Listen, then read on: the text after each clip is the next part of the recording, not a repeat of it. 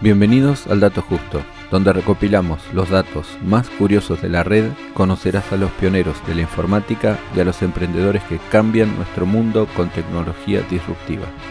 Esta semana hablaremos de una tecnología que revolucionó la computación e hizo posible el paso de las enormes máquinas de uso compartido a las de uso personal, como las PCs o las notebooks.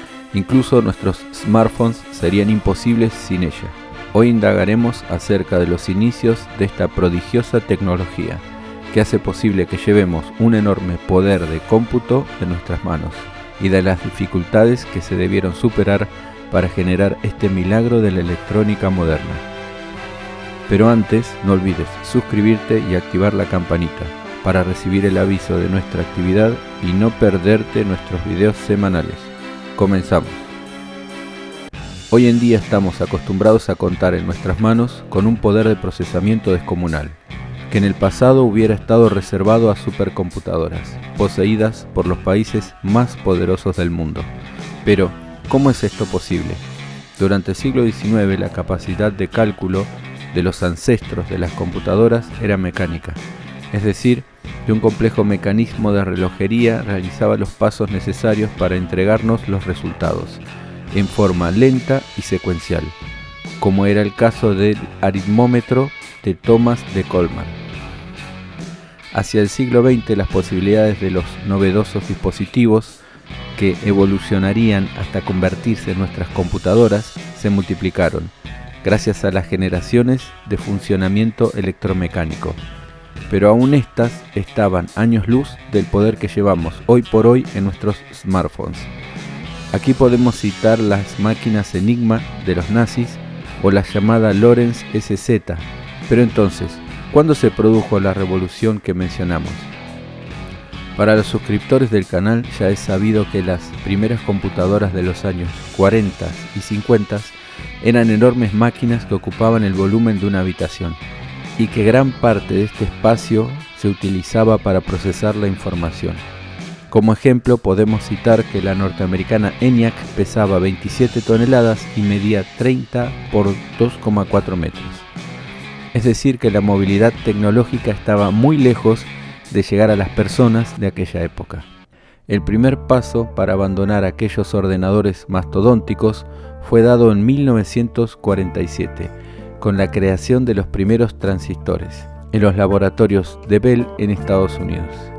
Pero el dato del surgimiento de los transistores estaría incompleto si no mencionáramos que el mismo hecho traumático que agudizó las inteligencias e hizo posible la primera computadora electrónica llamada Colossus, la Segunda Guerra Mundial, también generó la necesidad de una mejora constante en la tecnología de radares, para evitar las incursiones de la Luftwaffe, la fuerza aérea de la Alemania nazi, sobre Gran Bretaña.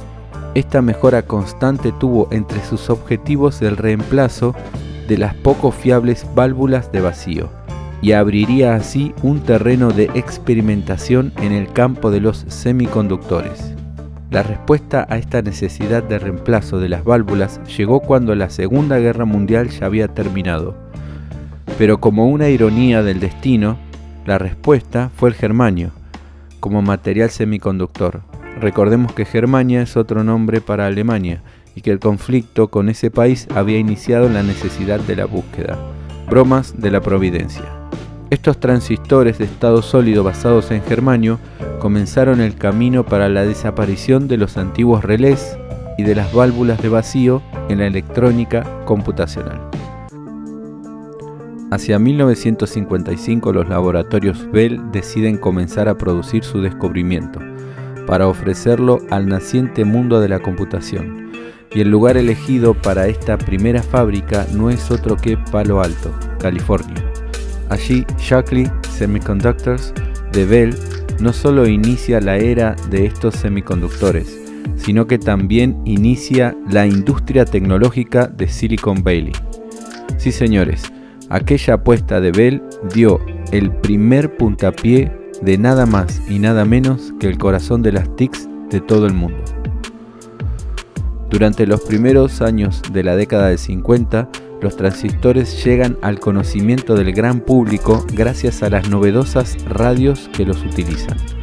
Sin embargo, esto cambiaría hacia 1958, cuando el ingeniero Jack Sinclair Kilby tuviera la genialidad de integrar en una misma pastilla de germanio diversos dispositivos electrónicos miniaturizados. Estos ocupaban un espacio de 6 milímetros por lado e integraban un transistor, 3 resistencias y un condensador. Nacía así el microchip y el camino hacia la microelectrónica. Esta nueva tecnología era tan prometedora que el cofundador de Intel, Gordon Earl Moore, sentenció hacia 1965, con la ley que lleva su nombre, que cada 2 años se duplicaría el número de transistores en un microprocesador. Y fue esta misma empresa de Silicon Valley, Intel Corporation, la que crearía en 1971 el primer microprocesador, basado en una evolución de los circuitos integrados de Jack Kilby, el Intel 4004. Este primer procesador funcionaba con solo 4 bits, cuando las supercomputadoras de aquellos años ya lo hacían con 64 bits. También realizaba 6.000 operaciones por segundo, gracias a sus 2.300 transistores en un espacio de 10 micrómetros. El Intel 4004 fue el primer escalón de la evolución de nuestra computación actual, en la que poseemos CPUs de escritorio como las Ryzen o las propias de Intel, capaces de realizar 3.500 millones de operaciones por segundo, gracias a sus 1.000 millones de transistores en promedio, en un espacio de 0,01 micrómetros, o lo que es lo mismo 10 nanómetros. Un presente en el que llevamos smartphones en nuestros bolsillos que son, en promedio, 400.000 veces más poderosos que la supercomputadora que ayudó a ganar la Segunda Guerra Mundial.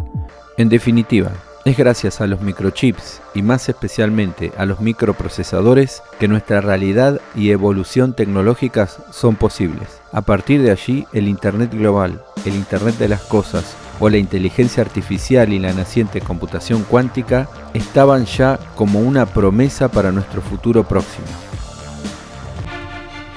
La próxima semana, en El Dato Justo, conoceremos la historia de la primera supercomputadora norteamericana y veremos cómo ha evolucionado Estados Unidos en esta rama tan competitiva de la computación hasta nuestros días y qué posición ocupa hoy por hoy.